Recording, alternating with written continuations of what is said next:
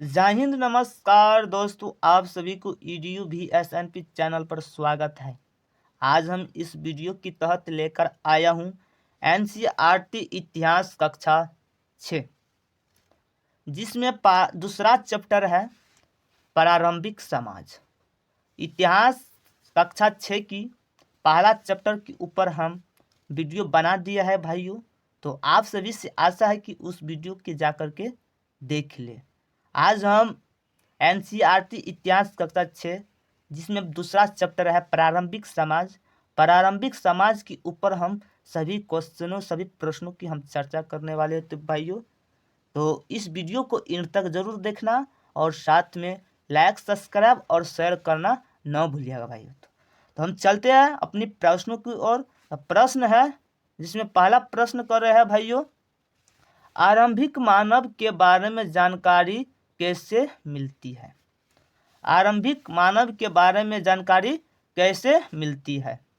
आरंभिक मानव की जानकारी हमें पुरातात्विकाओं द्वारा मिलता है। आरंभिक मानव की जानकारी हमें पुरातात्विकाओं द्वारा मिलता है। कह देगा आरंभिक मानव के बारे में जानकारी कैसे मिलते हैं? तो भाइयों, पुरातात्विकाओं द्वारा मिलता है। तो भाइयों, दूसरा है, भारत में आरंभिक मानव कहाँ रहते थे? भारत में आरंभिक मानव कहाँ रहते थे? तो इसके बारे में बताया हुआ है। कह रहे हैं भारत में पुरातात्विकाओं को अतीत की कई मानव बस्तियां मिली है। भारत में पुरातात्विकाओं को, जो पुरातात्विक वस्तुओं को पता लगाने वालों को पुरातात्विकाओं कहा जाता है। जो अतीत को कई मानव बस्तियां मिला हुआ है हमारे भारत में, जैसे पत्थर का औजार, जैसे कह रहे हैं पत्थर का औजार, गुफाओं पर बने चित्र, पत्थर का औजार, गुफाओं पर बने चित्र और जानवरों तथा लोगों की हड्डियां मिली हुई है। तो भाइयों, और बता रहे हैं गुफा आरंभिक मानव का बसेरा था। गुफा आरंभिक मानव का क्या था? बसेरा था भाइयों। गुफा क्या था? आरंभिक मानव का बसेरा था। आरंभिक मानव जो गुफा में रहते थे, जो पत्तियों और छोटे छोटे झाड़ियों से वह अपने घर बनाए करते थे, उसमें अपना बसेरा करते थे। तो भाइयों, चलते आगे करें। उदाहरण के तौर पे करें आगे भी। उदाहरण के तौर पर मध्य प्रदेश में भीमबेटका, उदाहरण के तौर पर बताए हुए है, उदाहरण के तौर पर दिया हुआ है मध्य प्रदेश में भीमबेटका, बूढ़नी, पंचमंडी, भाराघाट और महेश्वर। उदाहरण के तौर पर दिया हुआ है मध्य प्रदेश में भीमबेटका, बूढ़नी, पंचमंडी, मेराघाट और महेश्वर। यह जो अतीत को पुरातत्व द्वारा पता लगाने वाले स्थल है, जो आरंभिक मानव यहाँ रहते थे। तो भाइयों, आगे चलते हैं। आगे में अगला क्वेश्चन है, अगला क्वेश्चन 3 है। 3 में कह रहे हैं आरंभिक मानव की जीवन शैली। इसमें कह रहे हैं आरंभिक मानव की जीवन शैली कैसे थे, इसके बारे में हम चर्चा करने वाले हैं। तो आरंभिक मानव की जीवन शैली कैसी थी? तो आरंभिक मानव जंगलों में 20-30 लोगों के छोटे छोटे झुंड में रहते थे। आरंभिक मानव की जीवन शैली कैसी थी? आरंभिक मानव की जीवन शैली जो जंगलों में, कहाँ जंगलों में रहती थी, तो जंगलों में 20-30 लोगों के झुंड बनाकर रहती थी, अलग अलग जगहों पे। कैसे रहती थी? 20-30 झुंड में रहती थी लोगों सब। तो भाइयों, अगला है, अगला कह रहे हैं वही है आरंभिक मानव के जीवन शैली। जंगलों में हिरण, भैंस, शेर, खरगोश आदि जानवरों का शिकार करते थे और नदियों एवं तालाबों में मछलियां पकड़ते थे। आरंभिक मानव की जीवन शैली है जो जंगलों में हिरन, भैंस, शेर, खरगोश आदि जानवरों का शिकार करते थे और साथ में नदियों एवं तालाबों में मछलियों भी पकड़ते थे। उसके बाद करे है आरंभिक मानव। कौन? आरंभिक मानव ज्यादातर कंद, क्या? कंद, फल आदि खाते थे, थोड़ा बहुत मांस भी क्या करते थे? खाते थे, ग्रहण करते थे। बल्कि मानव उनका मांस, क्या? मांस, बल्कि मांस उनका मुख्य भोजन नहीं था, बल्कि थोड़ा मोड़ा क्या करता था? मांस भी खाते थे। क्या करते थे? मांस भी खाते थे, बल्कि मांस उनका मुख्य भोजन नहीं था। तो भाइयों आगे है तो कह रहे हैं आरंभिक मानव को, किसको? आरंभिक मानव को पहनने, क्या? पहनने की चीज भी जानवरों और पेड़ों, पहनने की चीज भी जानवरों और पेड़ों, क्या? बराबर होगा, पेड़ों से ही मिलती है। आरंभिक मानव को पहनने की चीजें जो जानवरों और पेड़ों से ही मिलती है, और यह क्या? यह जानवरों की खाल साफ करके पहनते थे या पेड़ों की पत्तियों और छाल से शरीर ढक लेते थे। किससे शरीर ढक लेते थे? छाल से। जो जानवरों के खाल से जो साफ कर करके और पत्तियों की छाल से और पेड़ों की पत्तियों और छाल से क्या करते थे? वो अपना शरीर को पूरा अच्छा तरीके से क्या करते थे? ढक लेते थे भाइयों। तो और बता रहे इसमें कह रहे हैं वे पहाड़ी गुफाओं में और पत्तियों से बने छोटे छोटे झोपड़ियाँ में रहती थी। वे कहाँ रहती थी?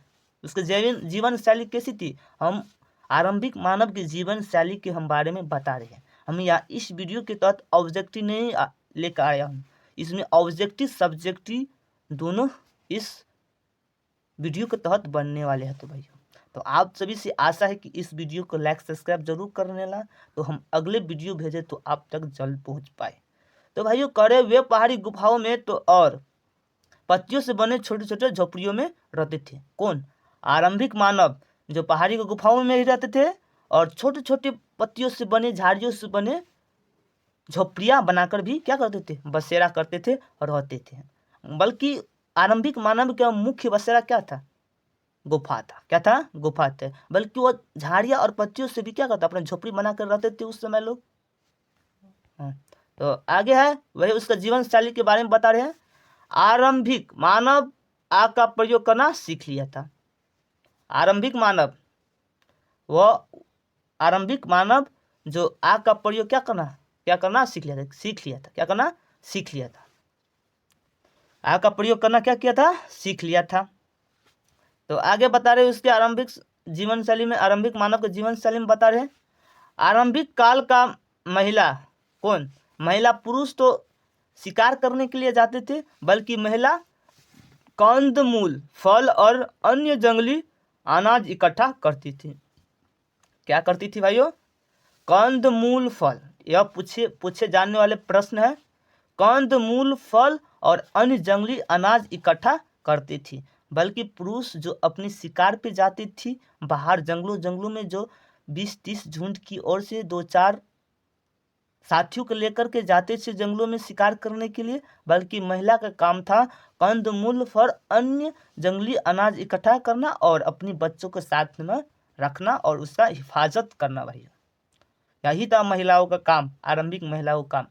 तो पुरुष का कोई फुर्सत नहीं था। फुर्सत तो वह अपनी शिकार करने के लिए गई थी, तो शिकार करने में फुर्सत हो सकता है।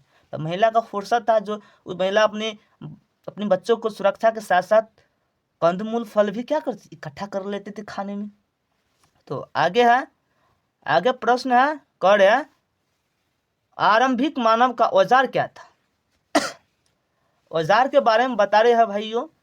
तो औजार के बारे में हम देखते हैं आरंभिक मानव के औजार क्या था, वह किस प्रकार के औजारों से अपने शिकार करते थे, उसके बारे में अभी जानने वाले हैं। तो भाइयों तो इन तक जरूर देखना तो इस वीडियो को। तो इस वीडियो के इन के देखने के साथ साथ और लाइक सब्सक्राइब और शेयर करना न भूलिए, बल्कि कमेंट भी करना न भूलिए। तो भाइयों कह रहे इसमें आरंभिक मानव के औजार में कह रहे हैं उसी समय लोगों को उसी समय लोगों को लोहा तथा तांबा का ज्ञान नहीं था। उस समय किस समय? उस समय जो आरंभिक मानव पाषाण काल के समय बात है भाइयों। पाषाण के काल के समय आरंभिक मानव को लोहा तथा तांबा का ज्ञान नहीं था, बल्कि वह पत्थरों और लकड़ियों के औजार से अपनी हथियार बनाते थे, बल्कि उसको लोहा तथा तांबा का ज्ञान नहीं था भाइयों। तो यह बहुत ज़्यादा बार पूछे जाने वाले प्रश्न है, तो भाइयों आप ध्यान में देकर रखना है, इसको याद में रखना है। तो उस समय जो लोगों था ना, लोगों के पास लोहा तथा तांबा का ज्ञान नहीं था, लोहा तथा तांबा का प्रयोग करना नहीं जानते थे, असभ्य थे, उससे बर्बर था। तो आगे भी बता रहे हैं उसी के अनुसार आरंभिक मानव के औजार में आरंभिक मानव के पास पत्थर, लकड़ी, जानवरों की सींग और हड्डियां इन्हीं को नुकीला बनाकर औजार बनाते थे। भाइयों लोहा तथा तांबा का ज्ञान नहीं था, तो लोहा तथा तांबा का ज्ञान रहते तभी न वह अपनी नुकीली चुकीली औजार बनाते। तो उसके पास वो सब क्या था? उससे बर्बर था, असभ्य था। तो उसी से वह क्या कहते थे? उसके पास पत्थर और लकड़ियों और जानवरों के सींग से और हड्डियों से नुकीला बनाकर नुकीला चोक बनाकर, जिसको चोक कहते हैं, चोक बनाकर औजार बनाते थे। उससे क्या करते थे? आरंभिक मानव अपना शिकार करते थे। तो भाइयों आगे बता रहे हैं, आगे है पत्थर और लकड़ियों के औजार का उपयोग। पत्थर और लकड़ियों का औजार का उपयोग शिकार पेड़ इसको कहते हैं, पेड़ को काटने या उनकी छाल छीलने। पत्थर और लकड़ियों के औजार का उपयोग पत्थर और लकड़ी के औजार का उपयोग शिकार, पेड़ को काटने या उनकी छाल छीलने, जानवरों की खाल उतारने में किया जाते थे। किसका प्रयोग? पत्थर और लकड़ियों का। पत्थर और लकड़ियों को नुकीले बनाया जाता था, तो उससे पेड़ काटते थे, पेड़ का छाल उतारते थे और जानवरों के खाल उतारते थे। आप सभी लोग यहाँ तक समझ में आ गए होंगे। तो आप सभी से इतना ही आशा है कि इस चैनल को सब्सक्राइब कर लेना। तो आप लोगों को हम 6 से लेकर के 12 तक 12 तक के सभी इतिहास, ज्योग्राफी, पॉलिटिकल, इसको राजनीतिक विज्ञान कहते हैं, सभी को हम लेकर चलने वाले हैं। तो भाइयों इस वीडियो को लाइक, सब्सक्राइब और शेयर करना न भूलिएगा। तो उसके बाद है चित्रकला। क्या आरंभिक मानव के चित्रकला कैसे था? वो कौन सा चित्र का उपयोग करते थे? उसके बारे में हम भी जानने वाले हैं। आरंभिक मानव के शिकारी लोग गुफा के अंदर दीवारों पे रंगीन चित्र, कौन सा चित्र? रंगीन चित्र बनाया करता था। इसका चित्र कैसा था? रंगीन चित्र था। तो भाइयों आरंभिक मानव का चित्र कैसा था भाइयों? रंगीन चित्र था। रंगीन चित्र जो दीवारों पर बनाया करती थी, गुफाओं के अंदर दीवारों पर बनाया करता था। तो आगे कर रहे पैसरा है। पैसरा के बारे में समझ लेना भाइयों। तो पैसरा के बारे में बहुत ज़्यादा पूछा जाने वाला प्रश्न है, जो पैसरा के बारे में बहुत बार पूछे गए हैं एग्जामों में। पैसरा बिहार के मुंगेर जिले में है। कहाँ स्थित है? बिहार के मुंगेर जिले में स्थित है। यहाँ पर आरंभिक मानव से संबंधित पुराने स्थल मिले हैं। पैसरा बिहार के मुंगेर जिले में आरंभिक मानव से संबंधित पुराने स्थल मिले हुए हैं। यहाँ से यूरोप में पाए जाने वाले आरंभिक मानव के औजार की तरह औजार मिले हैं। कहाँ? पैसरा में। तो पेशरा कहाँ है भाइयों? बिहार में, हमारा बिहार में है। बिहार पेशरा कहाँ है? बिहार के मुंगेर जिले में है, बिहार में स्थित है, जो मुंगेर जिले में है। समझ में आ गई होंगे भाइयों। तो और कह रहे हैं पेशरा संभवतः क्या? पेशरा संभवतः आवास और निर्माण स्थल था। निर्माण और आवास और निर्माण स्थल था। पेशरा कैसा स्थल था? निर्माण और आवास स्थल था, आवास और निर्माण स्थल था भैया। तो आप सभी से आशा है कि इतना ही। तो आप सभी इस वीडियो पर इन तक जरूर देखना, इस वीडियो पर बने रहिएगा। तो कह रहे हैं नाम और तिथियाँ। आरंभिक मानव का नाम और तिथियाँ कैसी थी, उसके बारे में बता रहे हैं। आरंभिक मानव के नाम और तिथियाँ के बारे में हम समझने वाले हैं। आरंभिक मानव के काल को पुरातत्ववेत्ताओं ने पाषाण काल का नाम दिया है। कौन सा काल का नाम दिया है? पाषाण काल के नाम दिया है। तो पीछे हम बता दिए हैं। आरंभिक मानव के काल को पुरातत्वविदों ने कौन सा काल का नाम दिया है? पाषाण काल का नाम दिया। पाषाण काल को पत्थर काल भी कहा जाता है। क्या कहा जाता है? पत्थर काल भी कहा जाता है। उसी अनुसार पाषाण काल को 3 भागों में विभाजित किया गया है। कितने भागों में विभाजित किया गया है? 3 भागों में विभाजित किया गया है, जिसमें पहला है पूरा पाषाण काल। पूरा पाषाण काल का समय है 20 लाख साल से 14,000 साल पहले तक। इसका समय काल है, समय इसका है समय काल है 20 लाख साल से 14,000 साल पहले तक है, और पूरा पाषाण काल का समय है। और मध्य पाषाण काल का समय, पाषाण काल को तीन कालखंडों में विभाजित किया गया, 3 भागों में विभाजित किया गया है भाइयों, ध्यान में रखना है। जिसमें पहला है पाषाण काल, दूसरा है मध्य पाषाण काल, तीसरा है नव पाषाण काल। जिसमें पहला है पूरा पाषाण काल। पूरा पाषाण काल का समय है 20 लाख साल से 14,000 साल पहले तक। दूसरा है मध्य पाषाण काल, जिसका समय है 14,000 साल से 8,000 साल पहले तक। 8,000 साल पहले तक मध्य पाषाण काल का समय है। और नव पाषाण काल है, नव पाषाण काल का समय है 8,000 साल से 3,000 साल पहले तक है। क्या है? 3,000 साल पहले तक है नव पाषाण काल का समय। तो पहला है पूरा पाषाण काल। पाषाण काल को 3 भागों में बांटा गया है, पूरा पाषाण काल, मध्य पाषाण काल और नव पाषाण काल है। पूरा पाषाण काल के में क्या हुआ, तो उसके बारे में हम जानने वाले हैं भाइयों। तो कह रहे हैं इस काल में लोग शिकार और भोजन संग्रह, पूरा पाषाण काल में लोग शिकार और भोजन संग्रह के रूप में अपना जीवन बिताते थे। किसके रूप में बिताते थे? शिकार और भोजन संग्रह के रूप में अपना जीवन बिताते थे। और आग का आविष्कार एवं अस्थायी आवास इसी काल में उन्होंने शुरू किया था।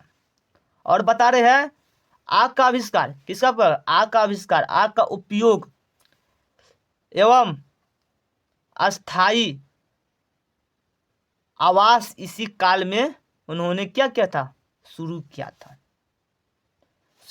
किया था।